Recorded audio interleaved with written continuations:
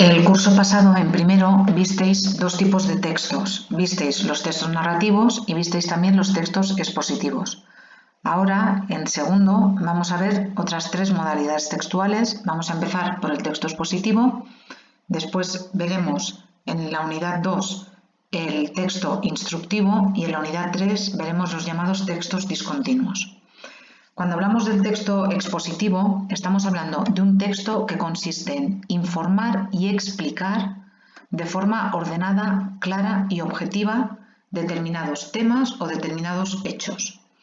¿Qué significa esto? Significa que el texto expositivo es aquel en el que, de manera escrita o de manera oral, informamos, repito, sin que aparezca nuestra subjetividad, sin que aparezca nuestro punto de vista. Fijaos, lo que yo estoy haciendo ahora es un texto expositivo oral justamente sobre el texto expositivo. Yo no os estoy diciendo si el texto expositivo me gusta más o me gusta menos, o no estoy dando mi opinión sobre el texto expositivo. Estoy simplemente explicando, intento que de forma ordenada, clara y objetiva, qué es un texto expositivo. Al texto expositivo a veces se le llama también texto explicativo. Sería lo mismo. A mí me gusta más la terminología de texto expositivo y es la que normalmente vais a encontrar en manuales, en internet, etc. Es la que normalmente va a aparecer, la más habitual. Por tanto, seguiremos hablando del texto expositivo. ¿Cuáles son las características básicas de los textos expositivos? Las que ya os he anunciado en el párrafo anterior. Por una parte, la objetividad. Quiere decir que en el texto expositivo tiene que haber completa ausencia de opinión personal de la persona que lo redacta o que lo dice. El texto expositivo tiene que ser claro, no tiene que dar lugar a interpretaciones ambiguas y el texto tiene que ser preciso. ¿Qué significa con preciso? Que tenemos que utilizar la terminología adecuada. Si yo quiero hablar de la nave que ha llegado a Marte, no puedo decir que un cacharro de la NASA o que un avión de la NASA, porque no es un avión, o que un aparato de la NASA, no. Tengo que utilizar el término correcto si lo que estoy haciendo es escribir un texto expositivo. Y veis que vuelvo a insistir otra vez en la idea de que en la exposición nunca deben aparecer opiniones personales. Ejemplos de este tipo de texto, bueno, los diccionarios.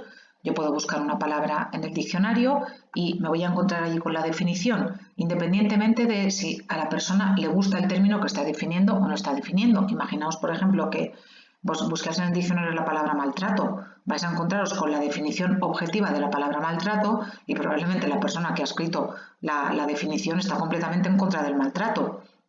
La persona que lo haya escrito no va a decir el maltrato es horroroso, lo sabemos, pero simplemente o ella se va a limitar a dar la definición de eso.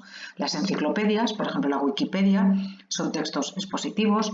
Los libros de texto, por ejemplo esto que tenéis aquí, los apuntes, las conferencias, los tutoriales de internet en los que se nos explica algo sobre un determinado tema. Cuidado, porque no todos los tutoriales de internet son textos expositivos. Para que un tutorial de internet sea un texto expositivo, no tiene que enseñar a hacer algo. Si por ejemplo tenéis un tutorial de internet que sea una receta de cocina, eso va a ser un texto instructivo, como veremos en la unidad 2.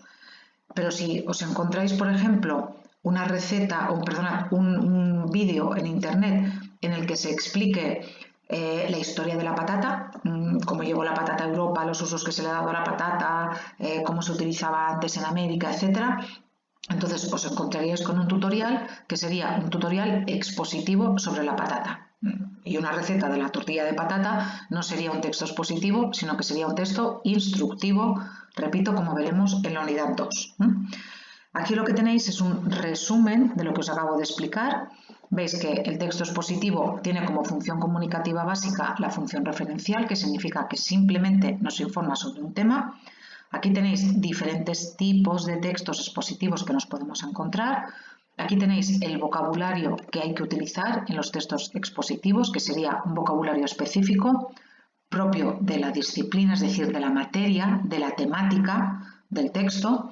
Después, a veces dentro del texto explicativo nos podemos encontrar descripciones y también comparaciones. Yo puedo estar, por ejemplo, escribiendo un texto explicativo sobre el coronavirus y puedo incluir una descripción, por ejemplo, de cómo es el virus. Entonces, dentro de mi texto expositivo me encontraría con una parte descriptiva y después me puedo encontrar con diferentes estrategias para explicar lo que yo quiero decir, con una definición, ejemplificación, reformulación, etc. Definir un término ya sabéis qué es. Imaginaos que tenéis que escribir un texto expositivo sobre una materia de la que a lo mejor la persona que va a leeros no sabe nada, entonces tenéis que definir el término, podéis utilizar ejemplos, reformular es explicar lo mismo con otras palabras, etc. ¿Qué elementos tiene un texto expositivo? Pues el texto expositivo tiene básicamente un tema que tiene que ser el asunto que se trata en el texto. Después vais a encontraros con unas ideas principales, que sería lo esencial, lo más importante que se nos comunica a través del texto, y luego esas ideas principales van a estar complementarias por unas ideas secundarias que serían anecdóticas, que serían, como os he dicho antes, complementarias, completan o complementan la información principal y no sería una información tan importante como el resto, pero sí que nos sirve, por ejemplo, pues para ejemplificar, para comparar, para parafrasear, es decir, para reformular. Esas serían las ideas secundarias. ¿Qué tipos de textos expositivos nos podemos encontrar? Podemos encontrarnos con textos expositivos especializados o divulgativos. ¿Cuál es la diferencia entre los unos y los otros? Mirad, los textos especializados están escritos y se dirigen a personas que saben de un tema, a personas que son conocedores de un tema, conocedoras de un tema en este caso. Imaginaos, por ejemplo, yo soy un médico y voy a un congreso médico en el que se habla de los tratamientos que están surgiendo para tratar el coronavirus. Allí me voy a encontrar con unos colegas que saben del tema y van a utilizar una terminología, probablemente van a utilizar, yo qué sé, pues fórmulas químicas, conceptos médicos muy avanzados, solamente al alcance de personas especializadas en el tema. ¿Qué sería un texto divulgativo? Un texto divulgativo sería aquel que va dirigido a personas que no tienen conocimientos previos sobre el tema. Imaginaos, yo soy el mismo médico y recibo la consulta a alguien que tiene síntomas compatibles con el coronavirus y me pregunta, doctora, ¿qué me va a pasar? ¿Cuáles son las consecuencias? ¿Cuál es el tratamiento? Yo no puedo utilizar con ese paciente que no sabe nada sobre el tema o que no tiene conocimientos especializados sobre el tema, no voy a poder utilizar el mismo vocabulario, los mismos términos que utilizaría en el congreso médico. Por tanto, los textos especializados serían esos dirigidos a personas que ya saben del tema, que son expertos en la materia, mientras que los textos divulgativos serían aquellos que van dirigidos a un público que no tiene conocimiento sobre el tema. Por ejemplo, muchos artículos del periódico, las noticias de televisión, serían textos expositivos divulgativos.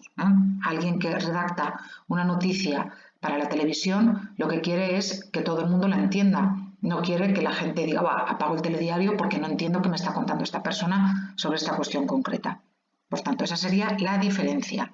Nosotros trabajaremos básicamente con textos divulgativos, pero sí que tenéis alguna actividad en la que tenéis que distinguir textos especializados de los textos divulgativos y vais a ver que es muy fácil. Si no los entendéis con facilidad, son especializados. Si los entendéis con facilidad, son divulgativos. Y pensad que el texto puede ser especializado o divulgativo en cualquier materia. Yo os he hablado antes del coronavirus, pero imaginaos, por ejemplo, yo que sé, algo como el Fortnite, el juego este de ordenador. Si alguien me tiene que explicar a mí, que no tengo ni idea de lo que es el Fortnite, va a utilizar un lenguaje y va a utilizar unas expresiones para que yo lo pueda entender y probablemente va a redactar un texto divulgativo. Pero imaginaos que esa persona escribe un texto sobre el Fortnite a gente que hace años que juega al Fortnite y a gente que gana campeonatos y les enseña, yo qué sé, estrategias para mejorar. En ese caso lo que va a utilizar es un lenguaje especializado dentro de su campo. ¿Cuál es la estructura básica de los textos expositivos? La estructura básica de los textos expositivos es la de introducción, desarrollo y conclusión, y generalmente en forma de párrafos.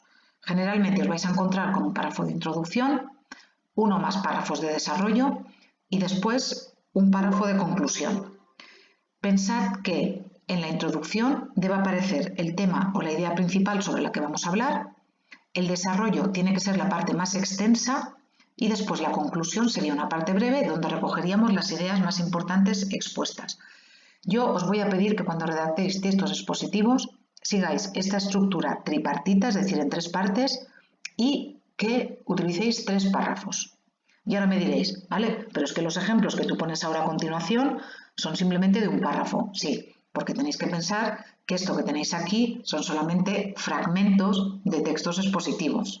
Aquí, por ejemplo, este que tenéis del TikTok es la introducción, en realidad, de la definición de TikTok que aparece en Wikipedia.